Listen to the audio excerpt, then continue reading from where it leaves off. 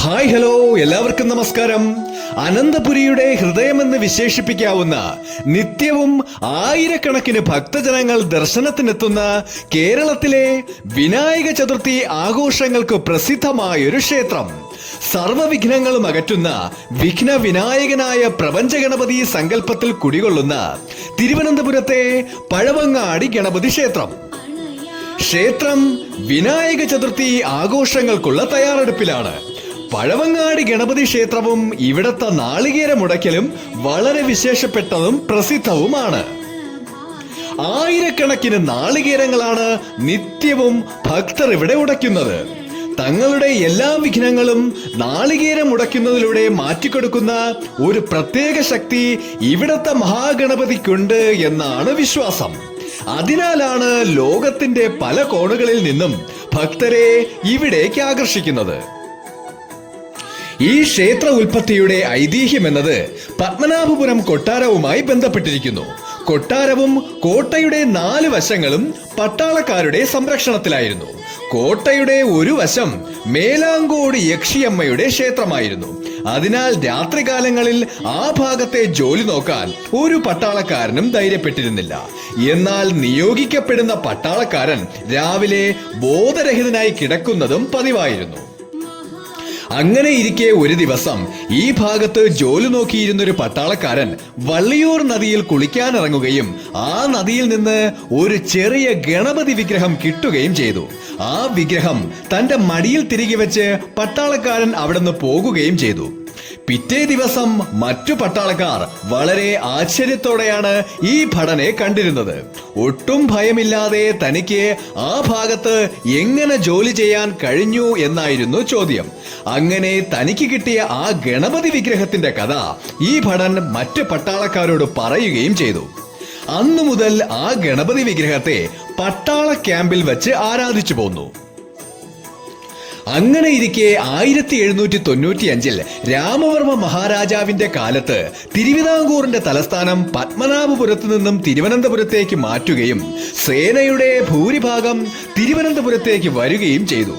പട്ടാളക്കാർ പത്മനാഭപുരത്ത് വച്ച് ആരാധിച്ചു പോന്ന ഗണപതി വിഗ്രഹത്തെ പഴയ ശ്രീകണ്ഠേശ്വരം ശിവക്ഷേത്രത്തിന്റെ ഒരു ആൽമര ചുവട്ടിൽ വെച്ച് ആരാധിക്കുകയും ചെയ്തു.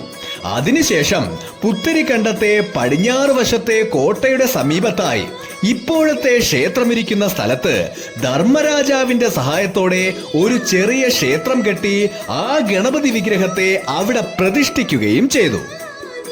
അതിനുശേഷം ആയില്യം തിരുനാൾ രാമവർമ്മ മഹാരാജാവിന്റെ കാലത്ത് ക്ഷേത്രം പുനരുദ്ധാരണം നടത്തി ഉപദേവതകളെ പ്രതിഷ്ഠിക്കുകയും 1983 ഭജന മണ്ഡപവും 1996 ക്ഷേത്രം പുനരുദ്ധാരണം നടത്തി ക്ഷേത്ര ഗോപുരം പണിയുകയും അതിനുശേഷം 2020 നമ്മൾ ഇന്ന് കാണുന്ന ക്ഷേത്ര ഗോപുരവും ഭക്തർക്ക് സമർപ്പിച്ചത്.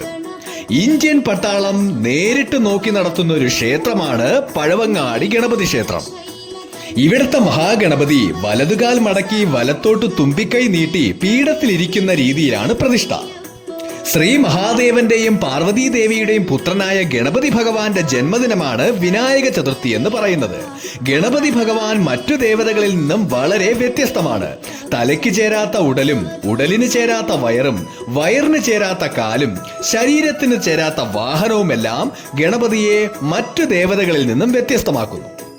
പരസ്പരം ചേരാത്ത അനേകം വസ്തുക്കളുടെ കൂട്ടമാണ് പ്രപഞ്ചം. ഇത് തന്നെയാണ് ഗണപതി സങ്കല്പത്തിന് പിന്നിലുള്ളത്. ദേവ മനുഷ്യ പക്ഷി വൃക്ഷങ്ങളുടെ പതി എന്നാണ് ഗണപതി എന്ന വാക്കിന്റെ അർത്ഥം. പാർവതി ദേവിയുടെ സംരക്ഷകനായിട്ടാണ് ഗണപതി ഭഗവാൻ സൃഷ്ടിക്കപ്പെടുന്നത്. പൗരാണിക കാലം മുതൽ അഗ്നിസ്വരൂപനായ ഗണപതിയെ ആരാധിക്കുന്നവരെല്ലാം വിനായക ചതുർത്ഥി ആഘോഷിക്കുന്നുണ്ട്. ഈ ദിനം ഗണപതി ഭഗവാൻ അവതാരം കൊണ്ട ദിനമെന്നറിയപ്പെടുന്നു. പാർവതി ദേവി തന്റെ കയ്യിലുണ്ടായിരുന്ന ചന്ദനം തന്റെ കയ്യിൽ വെച്ചുരുട്ടി ഒരു കുട്ടിയുടെ രൂപത്തിലാക്കി. കൗതുകത്തോടെ അതിനെ നോക്കി പാർവതി ദേവിയുടെ യോഗശക്തി കൊണ്ട് തേജസ്സുള്ള ഒരു ബാലകനായി അത് മാറി. ആ ബാലകൻ അമ്മയ്ക്ക് എന്താണ് ആവശ്യമെന്ന് ചോദിക്കുകയും താൻ കുളി കഴിഞ്ഞു വരുന്നവരെ ആരെയും അകത്തേക്ക് പ്രവേശിപ്പിക്കരുത് എന്നായിരുന്നു പാർവതി ദേവിയുടെ കൽപ്പന. ബാലകന് ദേവി ഒരു ദണ്ഡും കയ്യിൽ കൊടുത്തു. പിന്നീട് മഹാദേവൻ അവിടെ വന്നപ്പോൾ ആ ദണ്ഡുകൊണ്ട് മഹാദേവനെ ഈ ബാലകൻ തടയുകയും ചെയ്തു. ഇതിൽ മഹാദേവൻ ക്ഷുഭിതനാവുകയും ദേവഗണങ്ങളെ ഈ ബാലനെതിരെ അയക്കുകയും ചെയ്തു. എന്നാൽ ഈ ബാലകൻ എല്ലാ ദേവഗണങ്ങളെയും പരാജയപ്പെടുത്തുകയും ചെയ്തു. ഇതിൽ കോപിഷ്ഠനായ മഹാദേവൻ ബാലകന്റെ ശിരസ് തൃശൂലം കൊണ്ട് അറുത്തുമാറ്റുകയും ചെയ്തു. ശിരസില്ലാത്ത ബാലകനെ കണ്ട പാർവതി ദേവി കോപിഷ്ഠനാവുകയും പാർവതി ദേവിയെ ദേവന്മാർ ആശ്വസിപ്പിക്കാൻ ശ്രമിച്ചെങ്കിലും മകന്റെ ജീവൻ തിരിച്ചു തരണമെന്നായിരുന്നു പാർവതി ദേവിയുടെ ആവശ്യം.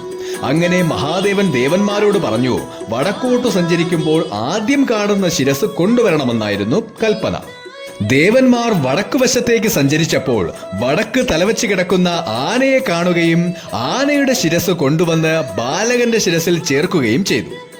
ഗണപതിയെ പൂജിക്കാതെ തുടങ്ങുന്ന ഒരു കർമ്മങ്ങളും വിജയിക്കില്ല എന്നും പൂജകളിൽ ആദ്യ പൂജ ഗണപതി ഭഗവാൻ ആയിരിക്കുമെന്നും മഹാദേവൻ കൽപ്പിക്കുകയും ചെയ്തു. വിനായക ചതുർത്ഥി ദിവസം വ്രതമെടുത്ത് ഗണേശ പൂജ നടത്തിയാൽ അഭീഷ്ട കാര്യസിദ്ധിയാണ് ഫലം. 14 ചതുർത്ഥി വ്രതങ്ങളിൽ പ്രധാനപ്പെട്ട ഒന്നാണ് വിനായക ചതുർത്ഥി വ്രതം.